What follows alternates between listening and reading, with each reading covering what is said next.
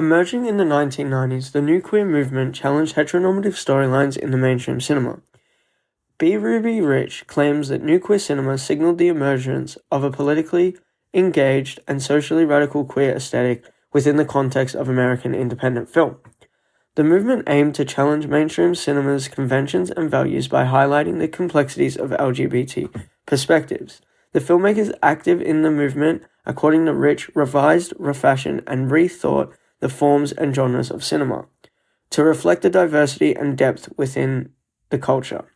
Queer filmmakers such as Todd Haynes, Gregg Araki, and Gus Van Sant paved the way within the new queer movement. Todd Haynes' Poison explored the complexity and nuance of queer relationships.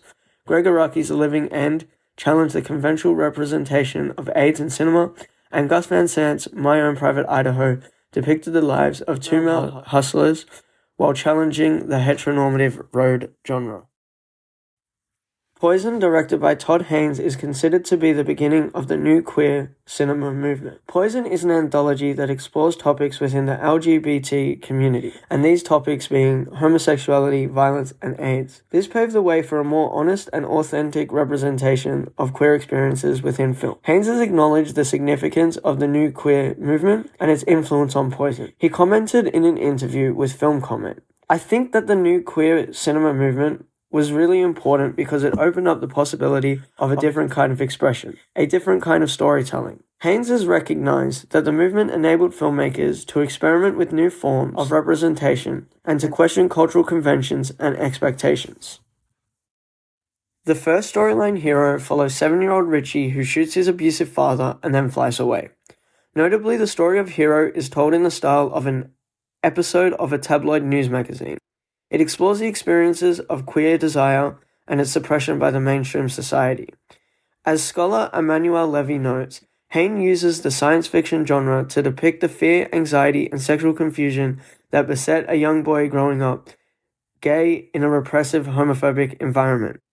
This is exemplified in the film's use of B-movie conventions, which highlights the otherness and alienation experienced by queer individuals.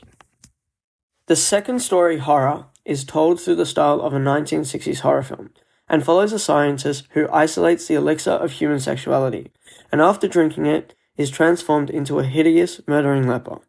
The genre horror uses conventions to highlight fear about the unknown and familiar. The abject is what threatens identity and order, what disturbs the border between self and other human and non-human, and that which is deemed acceptable and unacceptable. Grieven 2004. Sue Short notes that the horror genre conventions, such as the unknown, the monstrous, and the supernatural, are used to articulate anxieties about race, gender, sexuality, and other forms of difference. Through its use of genre conventions and a nuanced exploration, horror offers a powerful critique of societal norms. The final storyline, Homo, is a story of a prisoner, John Broome, who finds himself attracted to another prisoner, Jack Bolton, whom he had known and humiliated as a youth in a juvenile facility. Homo utilizes a non-linear narrative alongside experimental film techniques, challenging the traditional representation of queer identity and desire. In its use of the non-linear, Homo refuses to give primacy to traditional narrative, suggesting that queer desire cannot be reduced to conventional storytelling. Homeland, 1995. Utilizing these experimental techniques, Haynes challenges traditional narrative structures and representations of identity. Alice T. Friedman defines this movement as characterized by its critique of traditional sexual and gender norms, revisionist and experimental treatment of the narrative form, and attention to the margins of society and culture. The Living End, directed by Gregg Araki, is a notable example of the new queer cinema's movements and its characteristics and critiques. Like many of Araki's films, The Living End embodies a nihilistic tone with explicit depictions of drugs, violence, and sex. This was a departure from the sanitized portrayals of the LGBT people in mainstream Hollywood at the time, which tended to shy away from depicting their experiences authentically. The Living End rejects societal norms and assimilation into mainstream media, promoting a non-conformist attitude that is empowering rather than self-destruction. Emmanuel Levy notes, Araki's vision of gay culture is independent and defiant and anti-mainstream, yet self-affirming and life-affirming. and Araki's portrayal of Luke and John's relationship and their experiences with HIV or AIDS is significant in the context of the new queer movement. While HIV or AIDS was a prevalent issue in the LGBT community, the mainstream often sensationalized the disease. The Living End portrays the disease in a realistic and compassionate manner without resorting to stereotypes or cliches. Araki's use of a nonlinear narrative, frequent pop culture references, and experimental editing techniques are also noteworthy. These elements align with the new queer cinema's revisionist and experimental approach to narrative structure and filmic form.